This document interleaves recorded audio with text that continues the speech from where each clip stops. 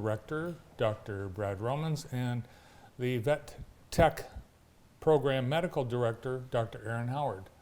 Good morning, folks. Morning. Good morning. Good morning. Thank you for having us. Yeah, thanks for being here. And you guys have Absolutely. an all-timer, an all-time story. And I remember we first heard this story, and it almost sounded like it was too good to be true. I'll let you start. Tell us about this. I'll set the stage. Set the stage and for take us. it away from Sounds there. great. So we, in the vet tech program, work on largely shelter animals. So we take in dogs that are either local or coming from surrounding counties. And one dog popped up named Bella, a Shih Tzu, I think. Kind of a mix. Okay, Yep. a mix. And when the chip was scanned, it turns out that this dog was registered, and the registry had been maintained for about 8 years now, and the dog was missing and had been for about 8 years. So Missing for 8 years. correct. And the owner is located in Kansas City, Missouri, which Okay. seems like a very odd trajectory. We don't really know the whole story as to how that came about.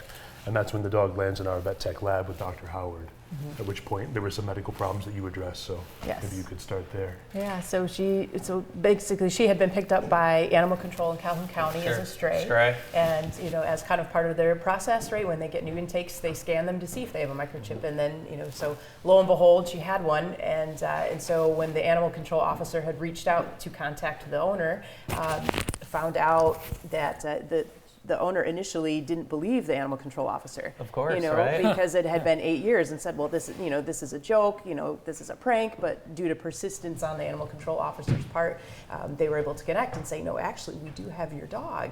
And so yes, then come to find out, she's made the trip to Michigan somehow all the way from Missouri. Wow. And so she had some medical issues that needed some immediate attention through their shelter, and then we work with Calhoun County Animal Center. And so she came to us with having some pretty significant bladder stone problems. So she required surgery, and so we had to get her fixed up, remove a whole mass of bladder stones from her, and kind of see through her recovery for a couple of weeks.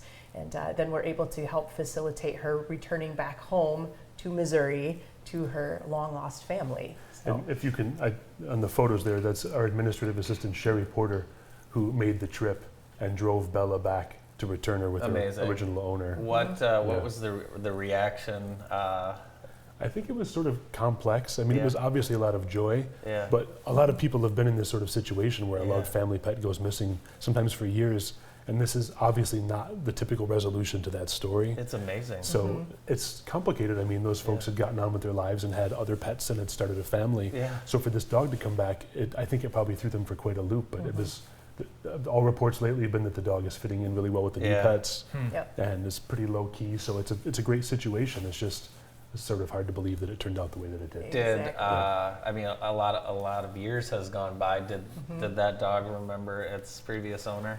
I mean, she from what we heard from Sherry, she was pretty excited to see her. Yeah.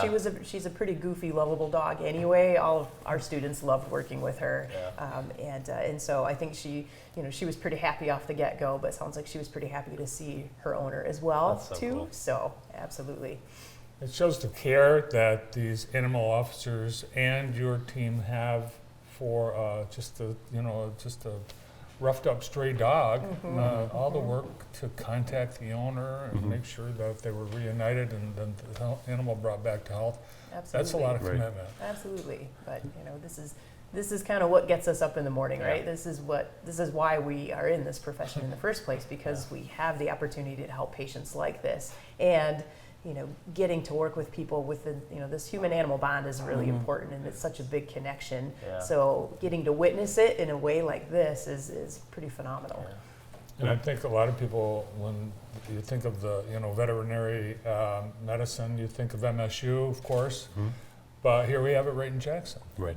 If someone wants to be a veterinarian or a vet tech, it can happen right here. Correct. And Erin, you're a proud grad of that MSU vet I program, am. I believe. Yep. Right? So Yeah. I went to veterinary school at Michigan State. So that's where the veterinary college is in Michigan. And then through Baker College, you can train to become a veterinary technician, veterinary awesome. licensed technician. So. And we know we need more in that industry for sure. If Oh, anyone, absolutely. especially in Jackson, if you've tried to make an appointment, I've said this before, if you've tried to make an appointment, it's not as easy as you'd think to get a vet appointment. So I have a personal question.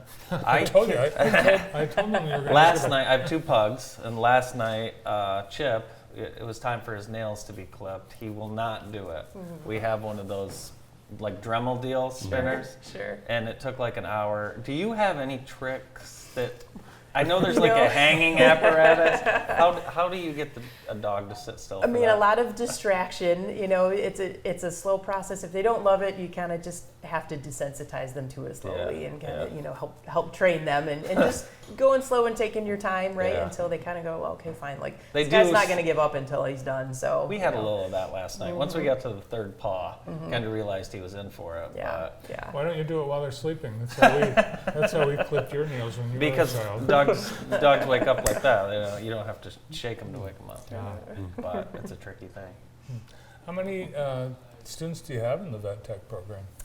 We admit a class of 20 students each year into our professional program. So currently we have 14 students in our professional track right now.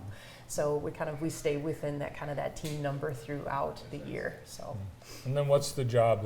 It's an actual vet tech that they're then able to get into right away?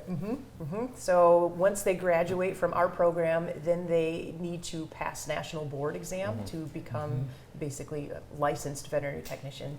And then from that spot, I mean, the sky's the limit on different opportunities that they have. They can work in clinical practice, they can work in industry, they can work with pharmaceutical companies, they can work in education, right, for universities, that type of thing too, in research. So. What made you want to become a vet? When I was little, I always loved animals, but actually I loved horses the most. And I wanted to be a jockey. That was like my ultimate goal. I wanted to be a jockey. And then I'm like, nope, that's not going to happen. So now what can I do? That's cool. And so I showed horses and worked with them as I grew up and things. But then when I went to school, I did a lot of farm animal work. And so actually did animal science as an undergrad at Michigan State and fell in love with production animals, and dairy cattle are now my thing. That's my favorite creature on this earth. Really? And so I did a lot of farm animal work when I first started as a vet, and but then kind of now found my way into education. So. What is it about the dairy cow? They're just fascinating. Yeah. They're just their physiology, their anatomy, what they can do, and they're cool animals. They're fun to be around and stuff. So they sucked me in for sure.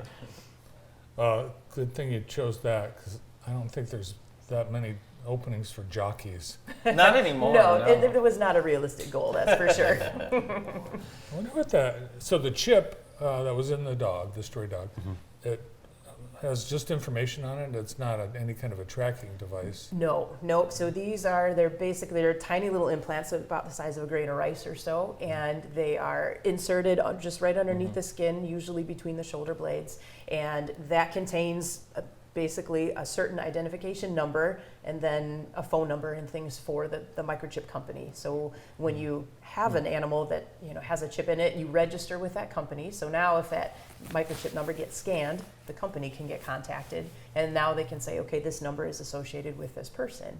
And well, I'm going to invent something that inserts a GPS chip Well, in I it, don't so you know. know where the dog is. Well, I don't know. No? I mean, Not everyone they make likes it. GPS collars that you can purchase you can do separately. collars, yes. We have those. But if you could only know what that dog went through. Oh in my those gosh! years. Don't you just want to ask that dog Exactly. The story questions? must be Exactly. incredible. Yeah, it's weird. Your mind can just go crazy thinking Yeah. about what happened. Yeah. So it's awesome. Well, thanks for being heroes in this story. This is awesome. Absolutely. Thank Thank you you for having us. Very cool. Dr. Brad Romans and Dr. Erin Howard from Baker College. More of the morning show right after this.